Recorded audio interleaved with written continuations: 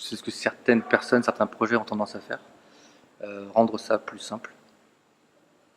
Moi, vu mes compétences, pour moi c'est simple, mais bon, c'est sûr que pour les autres, c'est pas forcément très très simple.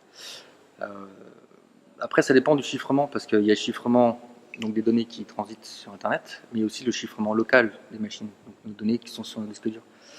Euh, pour l'instant, moi je trouve que, enfin, même si le concept euh, du chiffrement d'un courrier électronique est difficile à assimiler au départ, euh, il est quand même pour moi compréhensible pour tout le monde. Il faut quelques explications, et une fois qu'on l'a compris, hop, c'est bon. On fait... Moi, c'est ce que je pense. Maintenant, je ne suis pas forcément un utilisateur lambda, ni débutant, donc je ne peux pas non plus. Voilà. Maintenant, c'est vrai que j'ai essayé de le faire comprendre à certaines personnes. Ils l'ont compris, ils s'en servent.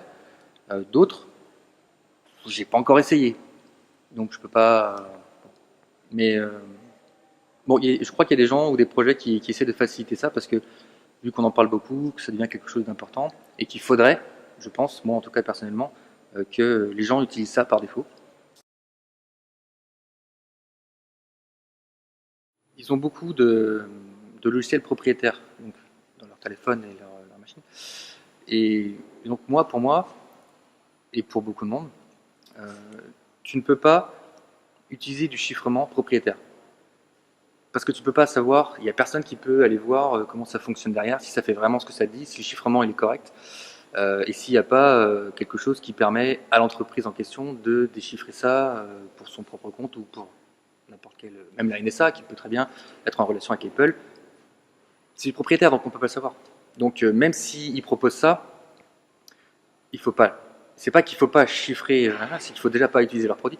Bon, ça après c'est une autre histoire. Mais voilà, dès que c'est propriétaire, c'est pas bon. C'est pas bon parce qu'on peut pas vérifier ce qui se passe derrière, ce qui se passe vraiment. Donc on peut pas avoir une confiance. Déjà, la confiance dans la technologie, il faut y aller doucement, même si c'est libre. Mais quand c'est propriétaire, désolé, en tout cas niveau sécurité des privés, c'est pas ça.